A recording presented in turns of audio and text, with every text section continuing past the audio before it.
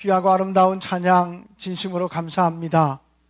주님의 십자가, 주님의 사랑 기억하면서 오늘부터 시작되어지는 고난주간 믿음으로 승리하시기를 간절히 축원합니다. 오늘은 사순절 6번째 주일이며 종려주일입니다. 예수께서 어린 나귀 새끼를 타시고 예루살렘 성에 입성하실 때에 사람들이 종려나무 가지를 흔들면서 호산나를 외쳤다 그래서 오늘을 종려주일로 지킵니다. 그리고 이번 한 주간이 고난주간이고요. 그리고 금요일은 성금요일, 우리 주님께서 십자가에 못 박히신 날을 기념하는 성금요일입니다. 한 주간 동안 믿음으로 승리하시고 주님을 온전히 바라보시며 십자가를 더욱더 묵상하시고 사랑하시기를 바랍니다. 금년에 사순절 기간 동안에는 주님께서 소아시아에 보냈던 7교회에 보냈던 편지를 한 편 한 편씩 읽으면서 주님이 기뻐하시는 교회의 모습, 주님이 기뻐하실 성도의 모습을 찾아가고 있습니다. 오늘은 6번째 교회인 빌라델비아 교회를 향하여 주신 편지, 말씀을 읽으면서 오늘 우리들에게 원하시는 주님의 마음을 발견하는 시간들이 되어질 수 있기를 간절히 기원합니다. 빌라델비아라고 하는 도시는 로마에서부터 동방으로 오는 관문의 역할을 담당하는 도시였습니다. 그래서 로마의 문화와 로마의 문물이 동양으로 들어오려면 반드시 빌라델비아를 통과해야 됐기 때문에 빌라델비아는 당시에 동방으로 오는 관문이었고, 그래서 이 빌라델비아 교회에 보낸 편지에는 주님이 당신을 문이라고, 열린 문이라고 소개하는 것을 볼 수가 있습니다. 특별히 이 빌라델비아 지역은 주 17년에 굉장히 큰 지진이 일어나서, 특별히 빌라델비아 이 도시는 건물의 90% 이상이 다 무너지고 폐허가 되었습니다. 당시에 로마 황제가 티베리우스라고 하는 황제였는데, 로마 황제 티베리우스가 이 빌라델비아 도시를 완전히 재건해 주었기 때문에 이 빌라델비아 사람들은 로마 황제에 대한 고마움이 커서 로마 황제 숭배에 열심을 내었던 도시가 바로 이 빌라델비아라고 하는 도시였고, 특별히 예루살렘이 멸망하면서 유대인들이 많이 이사와서 정착하면서 유대인들 집성촌이 이루어진 곳이 바로 빌라델비아라고 하는 도시였습니다. 빌라델비아라고 하는 말의 뜻은 형제, 사랑이라고 하는 뜻을 가지고 있는 단어인데, 그 이름이 아름다운 것처럼 빌라델비아 교회는 정말 아름다운 교회였습니다. 주님이 소아시아 7교회에 편지를 보내면서 대부분의 교회들이 칭찬과 책망을 함께 받았는데, 이 빌라델비아 교회와 이전에 살폈던 2번째 교회인 서모나 교회만은 책망은 받지 않고 오직 주님으로부터 칭찬만 받았던 교회였습니다. 주님이 이 빌라델비아 교회를 칭찬하신 이유가 무엇일까요? 빌라델비아 교회는 작은 능력을 가지고도 주님의 말씀을 지켰고 주님의 이름을 배반하지 않았기 때문이었습니다.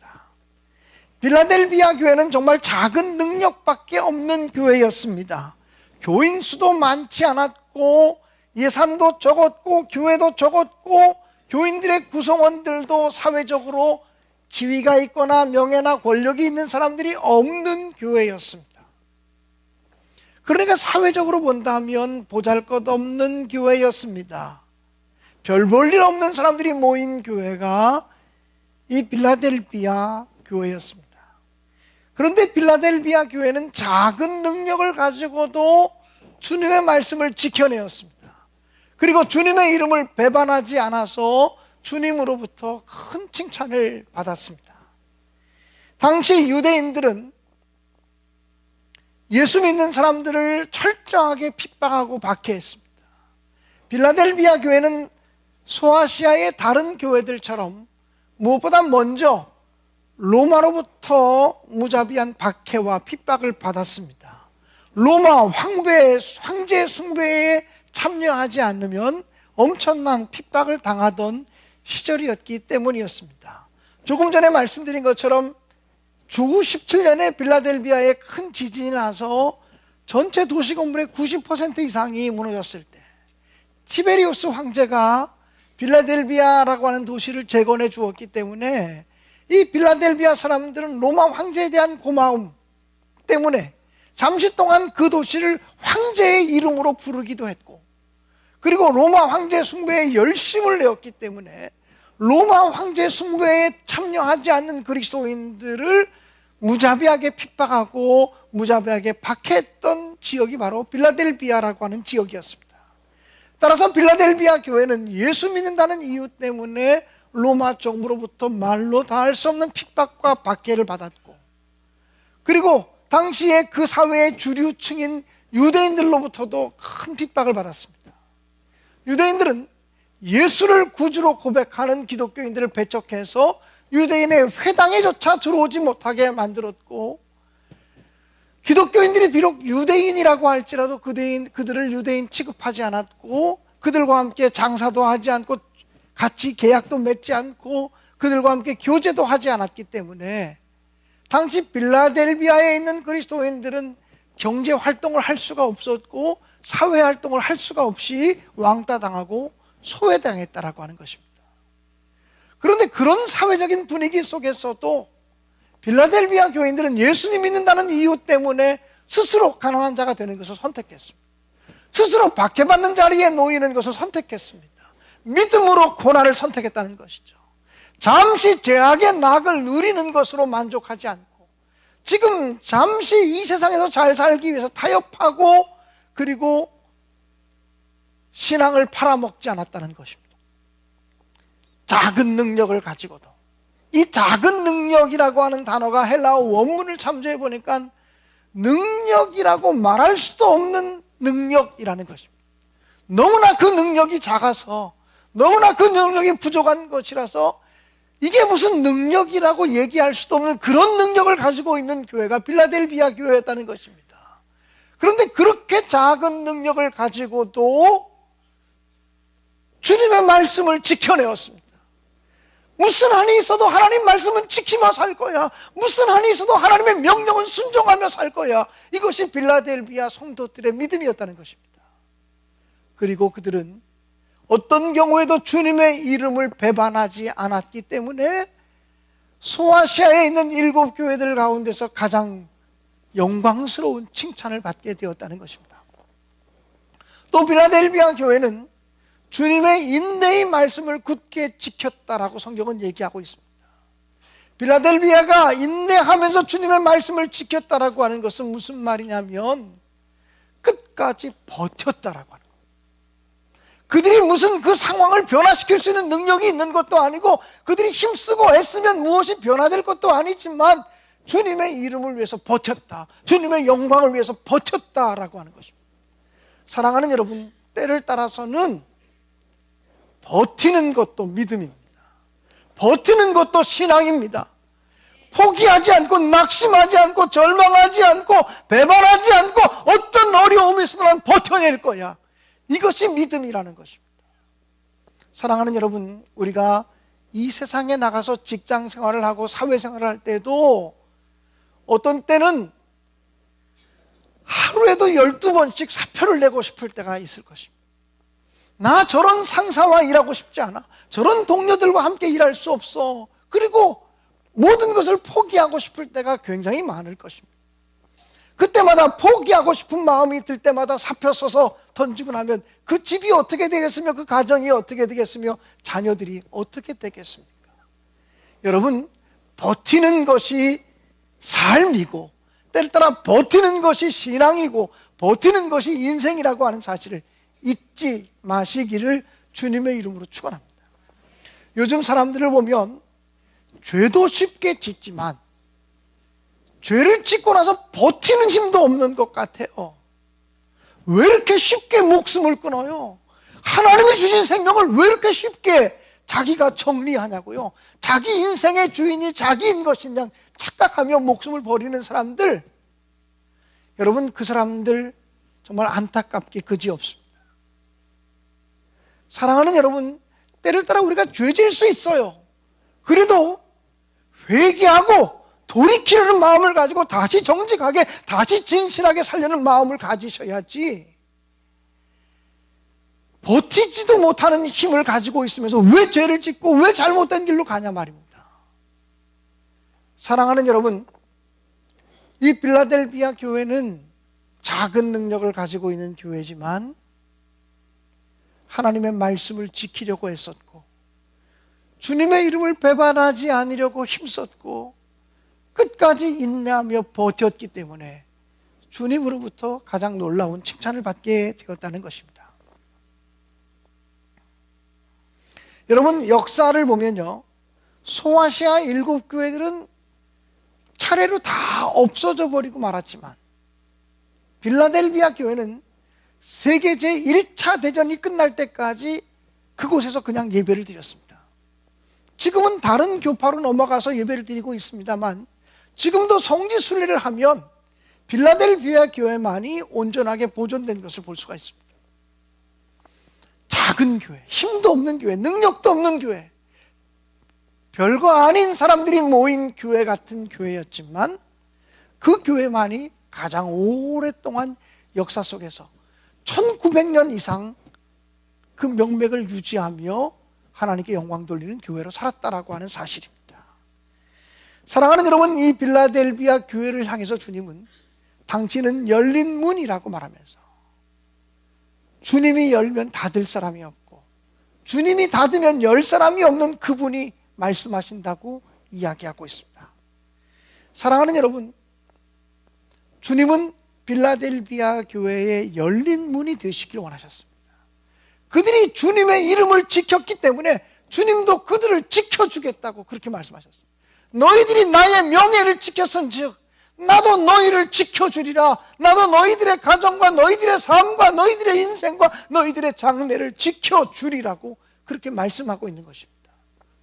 사랑하는 여러분, 정말 주님으로부터 지킴 받으시기 원하신다면, 주님으로부터 보호함 받기를 원하신다면 빌라델비아 교회처럼 작은 능력을 가지고도 주님을 지켜나가는, 믿음을 지켜나가는, 주님의 명예를 지켜나가는 신앙의 사람들이 되시기를 주님의 이름으로 간절히 축원합니다. 그래서 주님은 빌라델비아 교회에 열린 문을 두시겠다고 말씀하시는 것입니다. 사랑하는 여러분, 주님이 우리 인생의 문을 근본적으로 열 수 있습니다. 주님이 우리의 모든 삶의 문제를 열어 제낄 수 있는 능력이 있음을 믿습니다.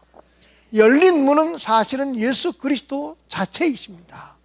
요한복음 10장 9절에 보면 내가 문이니 누구든지 나로 말미암아 들어가며 구원을 얻고 또 들어가며 나가며 꼴을 얻으리라고 말씀하셨습니다. 또 요한복음 10장 7절과 9절에 보면 주님은 말씀하시길 나는 양의 문이라고 그렇게 친히 말씀하셨습니다. 여러분, 주님께서 여러분의 인생의 문 되어 주시기를 간절히 축원합니다. 문이 열려야 그 다음에 길로 나갈 수 있지 않겠습니까? 아무리 닫힌 것 같아도, 아무리 모든 것이 다 닫혀서 앞으로도 갈 수 없고 뒤로도 갈 수도 없고 진퇴양난의 위기 속에 놓인다고 할지라도 예수님이 우리 인생의 문 되어 주시면 살 길이 열리고 피할 길이 열릴 줄로 믿습니다. 주님은 기도의 문을 열어주실 줄로 믿습니다. 마태복음 7장 7절부터 8절에 보면 구하라 그리하면 주실 것이요, 찾으라 그러면 찾을 것이요, 문을 두드리라 그리하면 너에게 열릴 것이니 구하는 이마다 얻을 것이요 찾는 이가 찾을 것이요 두드리는 이에게 열릴 것이니라고 말씀하셨습니다. 여러분, 우리는 기도함으로 하늘의 문을 열 수 있는 특권을 가지고 있는 사람입니다. 예수의 이름으로 기도하면, 열린 문 되시는 예수의 이름으로 기도하면, 지금까지는 너희가 내 이름으로 아무것도 구하지 아니하였으나 구하라 그리하면 받으리니 너희 기쁨이 충만하리라고 주님은 말씀해 주시는 줄로 믿습니다. 그러므로 기도의 문을 활짝 여시는 우리 신내교회 성도들 되시기를 주의 이름으로 축원합니다. 열린 문은 또한 전도의 문을 의미하기도 합니다. 골로새서 4장 3절에 보면 또한 우리를 위하여 기도하되 하나님이 우리에게 전도할 문을 열어주사 그리스도의 비밀을 말하게 하시기를 원하노라고 했습니다. 뿐만 아니라 고린도후서 2장 12절에 보면 내가 그리스도의 복음을 위하여 드로아의 이름에 주 안에서 문이 내게 열렸으되 라고 기록하고 있습니다. 즉 전도의 문이 열리는 것, 전도할 기회가 열리는 것을 전도의 문이 열렸다고 성경은 그렇게 기록하고 있는데, 전도의 문을 여시는 것도 우리가 아니라 주님이라고 하는 사실을 잊지 마시기를 간절히 기원합니다. 1277년 이탈리아의 마르코 폴로가 중국 원나라에 가서 17년을 살다가 다시 이탈리아로 돌아가게 되었습니다. 그때 마르코 폴로가 이탈리아에 돌아가서 썼던 책이 마르코 폴로 견문록이라는 책이 있지 않습니까? 동방견문록이라는 책이요. 여러분, 그 책을 썼던 바로 마르코 폴로입니다. 이 마르코 폴로가 1277년부터 17년 동안을 중국 원나라에서 살았습니다. 그는 원나라의 세조였던 쿠빌라이 칸과 매우 가깝게 지내는 사이였다고 합니다. 이 쿠빌라이 칸은 징기스칸의 손자입니다. 쿠빌라이 칸은 이 마르코 폴로가 중국에 17년 동안 있다가 이탈리아로 돌아갈 때 편지를 하나 그의 손에 들려주면서 교황에게 이 편지를 전해달라고 그렇게 부탁을 했습니다. 그 쿠빌라이 칸이 쓴 편지에는 이런 내용이 적혀 있었습니다. 유럽의 과학과 철학과 문화와 예술과 종교를 배우고 싶으니 이것을 가르쳐줄 교사들을 많이 보내주십시오. 이렇게 요청하는 편지였습니다. 그런데 교황은 그 편지를 가볍게 여기고 미루다가 10년이 지난 다음에 5명의 선교사를 파송했지만 그들은 중국으로 가다가 풍랑을 만나서 파선하게 되었고, 그래서 그보다 훨씬 시간이 지난 다음에 25년이 지난 데에야 프란체스코파 선교사 한 사람이 중국 원나라에 도착했지만 그때는 이미 때가 늦었습니다. 쿠빌라이 칸은 죽은 지 오래되었고 선교의 문은 이미 닫혀 있었습니다. 몽고라고 하는 나라는 1992년도에야 겨우 선교의 문이 열렸는데, 만약 원나라의 선교의 문이 열리기 시작할 그때에 선교사들을 파송했다면 아마 몽고와 중국은 지금보다 700년 전에 먼저 기독교 복음을 받아들일 수 있었을 거라고 생각이 되어집니다. 여러분, 지금 선교하지 않으면 하나님이 그 선교의 문을 닫을 수도 있다고 하는 사실입니다. 지금은 열려있는 문이지만 언젠가 닫혀질 수도 있다는 것입니다. 우리가 북한 선교의 문을 열어주옵소서라고 기도를 많이 하는데 순식간에 북한 선교의 문이 열려질 것입니다. 언제 열려질지 모르지만 북한 선교의 문이 열려지는데, 지금 만약에 내일이라도 북한 선교의 문이 열려지면 우리 한국교회가 북한 선교할 수 있는 준비가 되어져 있느냐? 저는 그렇지 않다고 생각이 되어집니다. 선교의 문을 여시는 분은 주님이시지만 문이 열려질 때 들어갈 수 있도록 준비하는 것은 우리의 준비요, 우리의 자세라고 생각이 되어집니다. 사랑하는 여러분, 그러므로 작은 능력을 가지고도 주님의 말씀을 지키고 주님의 이름을 배반하지 아니한 빌라델비아 교회에 주님은 열린 문이 되시겠다고, 그래서 주님이 친히 문 되어주시고 기도의 문도 열어주시고 전도의 문도 열어주시겠다고 약속하고 있는 것입니다. 주님은 빌라델비아 교회에 내가 속히 임하리라 이렇게 말합니다. 주님이 속히 임하신다고 하는 것은요, 주님이 속히 임하셔서 심판하신다는 말씀인데, 주님의 이름을 지키기 위해서 희생하며 주님의 이름을 지키기 위해서 헌신했던 빌라델비아 교인들에게는 이것이 굉장한 위로의 말씀이었을 것입니다. 내가 속히 오리라, 내가 속히 가리라, 이 말씀은 위로의 말씀이었습니다. 여러분, 신앙생활 아무렇게나 하는 사람, 대충 하는 사람, 그 사람에게 주님이 내일 오신다 그러면 이건 큰일 날 일입니다. 아, 주님 조금만 더 있다 오세요. 주님을 위해서 한 것이 없어요. 조금만 더 있다 오세요. 이럴 것입니다. 그런데 주님의 이름을 지키기 위해서 힘쓰고 애쓰고 고난당하고 헌신했던 사람들은 주님이 곧 오리라, 이 말씀은 가장 큰 위로와 가장 큰 소망의 말씀인 줄로 믿습니다. 그래서 초대교회 교인들은 믿음을 지키며 살았기 때문에 서로 만나면 인사말이 마라나타, 이것이 인사말이었습니다. 마라나타라고 하는 말이 무슨 말입니까? 주님이 곧 오십니다. 주님이 곧 오십니다. 주님이 오셔서 우리의 형편을 헤아려 주실 것입니다. 주님이 오셔서 우리에게 상급을 주실 것입니다. 주님이 오셔서 우리의 고생과 희생과 헌신을 알아주실 것입니다. 마라나타, 주님 곧 오십니다. 이것이 그들의 인사말이었다는 것이죠. 여러분, 지금 우리가 주님이 곧 오십니다, 이 말을 인사말로 사용할 만큼 주님 앞에 당당하게 서고 있습니까? 믿음으로 살고 있습니까? 주님은 내가 속히 말이니 내가 가진 것을 굳게 잡아 내 면류관을 빼앗기지 않게 하라고 말씀하고 있습니다. 면류관이라고 하는 말은 상급이라고 하는 말. 내가 속히 가서 너에게 상급을 주리니 그 상급을 빼앗기지 않도록 내가 가지고 있는 것을 굳게 지키라고 말씀하고 있습니다. 그리고 오늘 성경 본문 9절에 보면 유대인들을 그렇게 핍박하고, 예수 믿는 사람들을 그렇게 핍박하고 못 살게 굴었던 유대인들, 그들 중에 몇 사람을 내 발 앞에 절하게 하고 내가 너를 사랑하는 줄을 알게 하리라고 말했습니다. 이 빌라델비아 성도들은 유대인들 때문에 너무나 많은 고난과 핍박과 아픔을 당하고 있었습니다. 다른 사람들도 아니고 자기 동족들이 자기를 그렇게 힘들게 할 때 그 고통이 얼마나 컸겠습니까? 자기 민족이 자기를 힘들게 할 때 그 고통이 얼마나 컸겠습니까?